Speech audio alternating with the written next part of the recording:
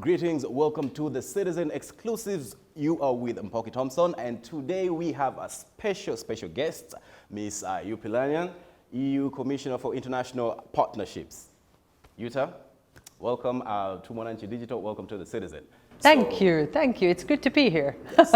Now, you're in Tanzania. You've engaged with the government. You've met with Finance Minister, Minister for Foreign Affairs.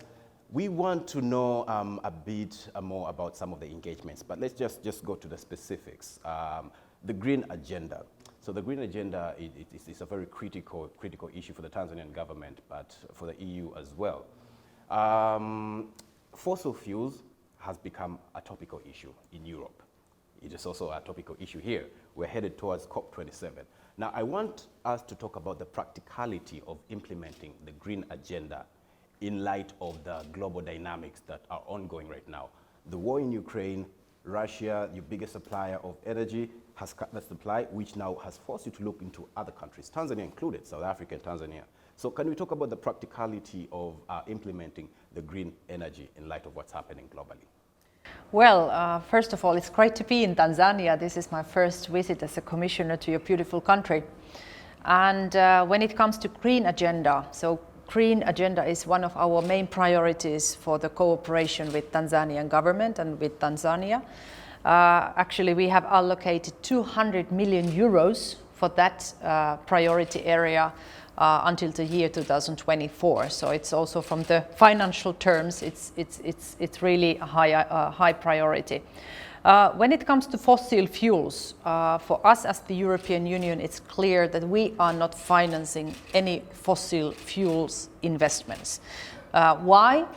Because we have set a clear objective ourselves to be the first carbon neutral continent in the world by the year 2050. And it means that we want to help our partners, including Tanzania also, to accelerate their green transition. So it means that we are investing in energy, but only in renewable energy resources in Africa and in Tanzania. But we have seen a spike in exports of coal from Africa to Europe. So can that be explained in a more practical sense? Because on a policy level, you might talk about pushing, not investing in fossil fuels, but then we cannot deny or we cannot overlook this export, which is necessitated by the fact that Europe still needs to have access to energy, which is not as highly costful as it is at the moment due to the war in Ukraine. Can you explain the massive rise in exports? Yeah. Because I think the clear and very simple answer is that we have been so dependent on Russia in terms of energy and in terms of also especially gas. And because of the Russia's attack against Ukraine and because of the war, we understood that we cannot rely on Russia regarding energy supply, and that's why we have tried to fulfill the gap in a way, and we have tried to also find new energy resources and also suppliers to us. So that is the very acute crisis we are facing at the moment in Europe, but we have to remember that in addition to this acute situation, we have invested a lot in renewable energy resources in Europe, and we will invest even more.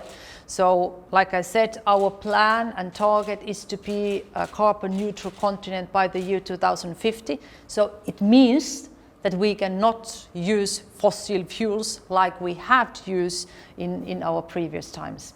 So if you can just give us a statement on that, will the exports of coal from Tanzania to Europe cease? I cannot say that, because what I try to explain you is that we have been very dependent on the energy export, or mainly gas export, also a little bit oil export from Russia. And of course now when we don't get that gas, so we have to replace that somehow. So we have to fulfill the gap, and that's why our fellow commissioners and also the member states of the European Union, they have been looking for new partners, how to survive. You know that in Europe the weather is not similar to Tanzania, unfortunately, so it's cold. We also need a lot of energy in terms of industry, but also households and so forth. So that's why this is a very acute energy crisis we try to survive over. But our main target is really invest in renewable energy resources, and this is what we are doing. And also to be more efficient. So I think that is also one very important objective, to try to save energy. So this is a very concrete example of our cooperation also in Tanzania, where we try to help your government to find a way to save energy in Tanzania. Okay, following the EU Parliament resolution to derail the East African crude oil pipeline project between Uganda and Tanzania, now as someone who oversees the portfolio of international partnerships, what is your assessment of the EACOP project, and do you feel that the Tanzanian government and Ugandan government have done enough to ensure that the environment is protected, but also on the human rights scale? What is your take on that, and what is your outlook generally? Do you feel that this is a project that should go on? Well, I think firstly that those dimensions you mentioned, like human rights, but also the environmental aspects, but also the social standards, are very important for the EU. We are not part of that project, so we are not financing that project, and the main reason for that is because, like I explained, we are not financing any fossil fuel projects like this oil pipeline is. There are concerns regarding these topics, especially the human rights aspect, but also environmental aspect, which were raised in the European Parliament. We are living in democracy, so every member of the European Parliament, they can of course express their concerns and their opinions. They are free to do that. European Parliament is one institution of the European Union. We also have Commission, which I represent, and then we also have a Council where the member states, 27 member states, are represented. So I think it's important to understand that, you know, we have a different kind of opinions, and those opinions were raised by the parliamentarians who are voted by the people of the European peoples and citizens.